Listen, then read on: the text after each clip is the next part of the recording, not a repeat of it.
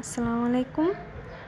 Lifestyle by মনি থেকে আজ আমি আপনাদের জন্য নতুন একটি রেসিপি নিয়ে আসলাম। আর আজকের রেসিপি ঘরে একদম ঝামেলা মুক্তভাবে খুব সহজে দই বানানো। এই গরমে আপনারা যদি বাসায় 1 লিটার দুধ কিনে নিয়ে এসে যদি দই বানান তাহলে আপনাদের খরচটাও কম পড়ছে এবং দই বানানোটাও পারফেক্ট হবে এবং খেতেও খুব ভালো হবে। তাই পুরো রেসিপিটি দেখতে পুরো ভিডিওটি দেখুন। আমি এখানে 1 লিটার দুধ আমি জাল দিয়ে আমি আধা লিটারের মতো করে নিয়েছি, তার থেকে একটু বেশি রেখেছিলাম। তো আমি এখানে একটি বাইরের থেকে দই কিনে নিয়ে এসেছিলাম। আর আপনারা বাইরের থেকে ভালো দেখে একটা দই কিনে নিয়ে আসবেন 30 টাকা বা 40 টাকা দিয়ে। তো সেই দইটা আমি যে পাত্রে বসাবো সেই পাত্রগুলোতে আমি একটু মেখে নিচ্ছি। এখন আমি দইটাকে হাত দিয়ে দেখে নেব যে এটা কুসুম গরম হয়েছে কিনা। যদি কুসুম গরম হয়ে থাকে তখন আপনারা কিন্তু যে দইটা কিনে নিয়ে এসেছেন সেই দইটা মিক্স করবেন। আর যদি কুসুম গরম না হয় তখন কিন্তু দইটা ফেটে যাওয়ার সম্ভাবনা থাকতে পারে। তাই আপনারা অপেক্ষা করবেন দইটা যেন ভালোভাবে ঠান্ডা হয়। তো দইটা ভালোভাবে ঠান্ডা হওয়ার পরে দইটা আমি ভালো করে ফেটে নিয়ে তারপর দইটাতে আমি দুধটা মিক্স করে নেব। আর অবশ্যই দইটা যেন খুব ভালো হয়। যত ভালো দইটা হবে ঠিক আপনার দইটাও কিন্তু খুব ভালোভাবে বসবে। তো এখানে আমি অল্প একটু দুধের সাথে দইটা মিক্স করে নিচ্ছি। আপনারা বাসায় এটা একবার বানিয়ে দেখবেন, খেতেও খুব মজা, একদম দোকানের মতো খেতে, আর বানাতেও খুব সহজ। দইটা আপনারা জাল দিয়ে ঠিক এভাবে দইটা বসিয়ে দেবেন। দেখবেন এই গরমে 2 থেকে 3 ঘন্টা লাগবে। আর ঠান্ডার সময় আপনারা সারা রাত রেখে দিতে পারেন, একদম পারফেক্ট হবে। তো আমি একটু ফ্লেভারের জন্য এলাচ দিয়েছিলাম, তো আপনারা এলাচটা পরবর্তীতে তুলে রেখে দেবেন।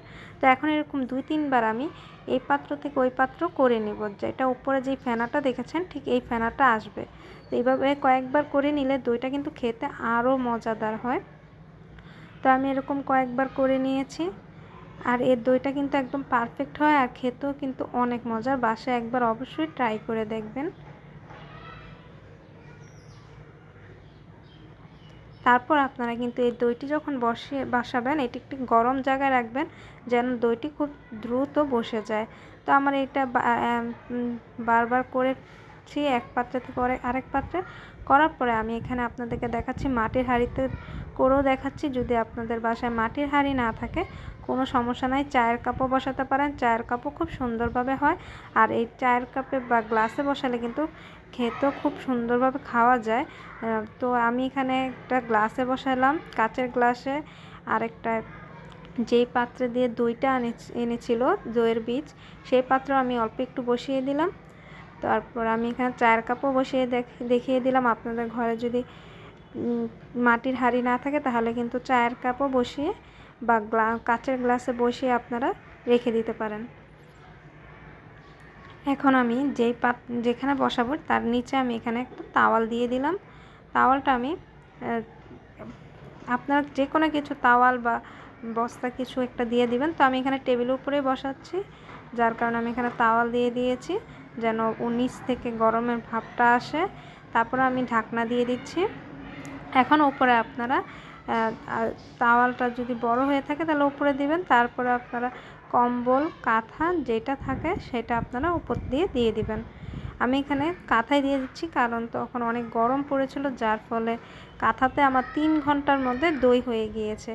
দেখুন দইটি কতটা সুন্দর হয়েছে, একদম খুব সুন্দরভাবে পারফেক্টভাবে বসেছে। দেখুন আপনারা অবশ্যই কমেন্ট বক্সে জানাবেন আমার দইটা কতটা সুন্দর হয়েছে। দেখুন কতটা সুন্দর হয়েছে।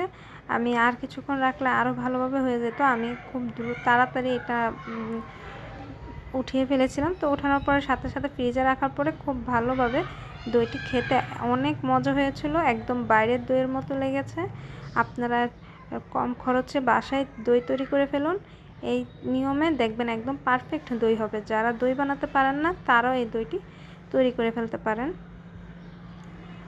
1 লিটার দুধ আর একটি দইয়ের ছোট 30 টাকা বা 40 টাকা দই কিনে নিয়ে এসে সাথে মিক্স করে নেবেন আর পরিমাণ মতো চিনি দিয়ে দেবেন, তাহলে আপনার পারফেক্ট দই হয়ে যাবে। আল্লাহ হাফেজ।